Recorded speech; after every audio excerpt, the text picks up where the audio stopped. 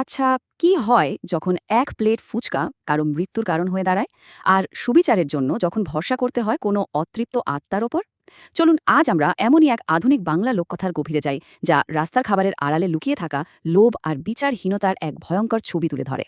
এই কথাটা তো আমাদের অনেকেরই খুব চেনা, তাই না? একদিকে মায়ের বারণ আর অন্যদিকে জিভে জল আনা ফুচকার টান। এই সাধারণ কথোপকথনটাই কিন্তু আসলে পুরো গল্পের মঞ্চটা তৈরি করে দেয়, যেখানে লোভ আর বিপদ, এই দুটোর মধ্যে দূরত্বটা যে কতটা কম সেটাই আমরা দেখব। তো এই গল্পের কেন্দ্রে আছে দুটো চরিত্র। একজন হলো তুলি, একটা ছোট্ট মেয়ে ফুচকা খেতে যে ভীষণ ভালোবাসে, আর অন্যজন হলো সালাম, সেই ফুচকাওয়ালা যার লোভটা লাভের। আর এই দুজনের পথ চলায় গল্পটাকে একটা মর্মান্তিক পরিণতির দিকে নিয়ে যায়। আর এখানেই প্রথম বিপদ সংকেতটা বেজে ওঠে। সালামের কাছে খদ্দের সামলানো এতটাই জরুরি যে পরিষ্কার পরিচ্ছন্নতার কোনো বালাই নেই। ভাবুন একবার, বাথরুম থেকে সোজা এসে হাত না ধুয়েই সে আলু মাখতে শুরু করে।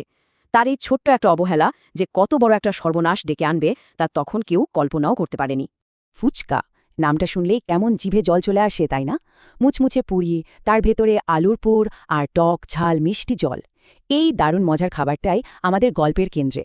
কিন্তু এখানে তার ভূমিকাটা আনন্দের নয়, বরং বেশ বিষাদের। আর যা হওয়া ঠিক তাই হলো। সালামের ওই নোংরা হাতে মাখা ফুচকাটা খাওয়ার পরেই তুলির শরীর খারাপ হতে শুরু করে। ভয়ানক পেট ব্যথা। ওই এক মুহূর্তে লোভের পরিণতি যে কতটা মারাত্মক হতে পারে তুলি সেটা হাড়ে হাড়ে টের পেল। গল্পটা এবার একটা খুব সিরিয়াস দিকে মোড় নিচ্ছে। আমরা এখন সালামের এমন একটা রূপ দেখতে পাবো যা তার খদ্দেররা কোনোদিন কল্পনাও করতে পারেনি।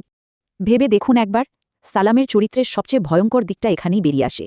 সে নিজের মেয়েকে যখন ফুচকা খেতে বারণ করে তখন বলে ওগুলো নোংরা জিনিস, অথচ সেই একই ফুচকা খদ্দরদের কাছে বেচার সময় বলে একদম পরিষ্কার। এই যে দ্বিচারিতা, এটাই প্রমাণ করে যে লোকটা জেনে শুনে শুধু টাকার লোভে মানুষের জীবন নিয়ে ছেলে খেলা করছিল। শেষ পর্যন্ত তুলি আর বাঁচল না, মারা গেল। কিন্তু শুধু তুলি একা নয়, গ্রামের আরও বেশ কিছু শিশুই ওই দূষিত খাবারের শিকার হয়েছিল। তুলির মৃত্যুটা ছিল আসলে অবহেলার কারণে হওয়া একটা নির্মম হত্যাকাণ্ড। তুলির মৃত্যুর পর গ্রামের লোক তো রেগে আগুন। তারা সালামকে ধরেও আনলো, কিন্তু প্রমাণ কই? সালাম তো শটান, সবকিছু অস্বীকার করল। আইন কানুন বিচার ব্যবস্থা সব যেন এখানে অসহায় হয়ে পড়ল, আর অপরাধী চোখের সামনে দিয়েই পার পেয়ে গেল। তো যখন মানুষ বিচার করতে পারে না, তখন কে বিচার করে? কোনো অদৃশ্য শক্তি? হ্যাঁ, এই গল্পে ঠিক এটাই হয়। তুলির অতৃপ্ত আত্মা ফিরে আসে, তবে শুধু প্রতিশোধ নিতে নয়, বরং সুবিচার প্রতিষ্ঠা করতে। হঠাৎ একদিন দেখা গেল সালামের দোকানের পাশেই আরেকটা ফুচকার দোকান বসেছে। আর সেই দোকানের মালিক একজন রহস্যময়ী মহিলা। তার ফুচকা এত পরিষ্কার আর এত সুস্বাদু যে সবাই অবাক। কেউ জানে না সে কে বা কোথা থেকে এসেছে, কিন্তু তার আশাতেই সালামের ব্যবসায় কাঁপুনি ধরে গেল। এই নতুন বিক্রেতার কাজ করা ধরনটা ছিল সালামের একেবারে উল্টো। হাতে গ্লাভস, ঝকঝকে পরিষ্কার বাসনপত্র, ফিল্টারের জল, সবকিছু স্বাস্থ্যসম্মত। তো যা হওয়ার তাই হলো, সালামের সব কাস্টমার সোজা ওই নতুন দোকানে গিয়ে লাইন দিল। এটা ছিল সালামের জন্য প্রথম একটা বড় ধাক্কা। তুলির আত্মা, মানে ওই শাকচুন্নি, কিন্তু হুট করে কিছু করছিল না। তার একটা পাক্কা প্ল্যান ছিল, একেবারে স্টেপ বাই স্টেপ। প্রথমত সালামকে ব্যবসায় হারানো, দ্বিতীয়ত সবার সামনে তার আসল চেহারাটা তুলে ধরা, তৃতীয়ত তাকে দিয়ে নিজের দোষ কবুল করানো, আর সবশেষে যারা ভুক্তভোগী তাদের জন্য সুবিচার আদায় করা। আর এবার গল্পটা তার ক্লাইম্যাক্সের দিকে এগোচ্ছে। শাকচুন্নি এমন একটা চাল চালল যে সালাম নিজেই নিজের পাতা ফাঁদে পা দিয়ে দিল। নিজের ব্যবসা লাটে উঠতে দেখে সালামের মাথা খারাপ হয়ে গেল। হিংসায় জ্বলে পড়ে সে এক জঘন্য কাজ করে বসল। তার সহকারীকে দিয়ে ওই নতুন মহিলার ফুচকার মশলায় আরশোলা আর একটা মরা ইঁদুর মিশিয়ে দিল। সে ভেবেছিল এভাবেই তার প্রতিদ্বন্দ্বীকে শেষ করে দেবে, তার সম্মান ধুলোয় মিশিয়ে দেবে। কিন্তু সে তো আর জানে না কার সাথে পাল্লা দিতে এসছে। শাকচুন্নির অলৌকিক ক্ষমতায় ওই সব নোংরা জিনিসপত্র জাদুর মতো সালামের নিজের ফুচকার পাত্রেই চলে এলো। আর যেই না খদ্দেরা ফুচকার মধ্যে মরা ইঁদুর আর আরশোলা দেখতে পেল, ব্যাস হাতে নাতে ধরা পড়ে গেল সালাম। নিজের খোঁড়া গর্তে নিজেই পড়ল সে। চারিদিকে উত্তেজিত জনতা, আর তার মাঝে ভয়ে কাঁপছে সালাম।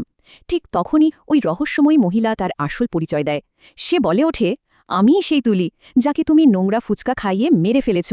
সালামের তখন পায়ের তলার মাটি সরে যাওয়ার মতো অবস্থা। সে বুঝতে পারল এটা কোনো সাধারণ মানুষ নয়, এটা তার নিজের পাপের পরিণতি। গল্পের শেষটা কিন্তু একটা সাধারণ প্রতিশোধের গল্প নয়, এটা আসলে প্রায়শ্চিত্ত আর সুবিচারের গল্প। এখানে শাকচুন্নি শুধু একটা ভূত নয়, সে যেন এক উচ্চতর নৈতিকতার প্রতীক হয়ে উঠেছে।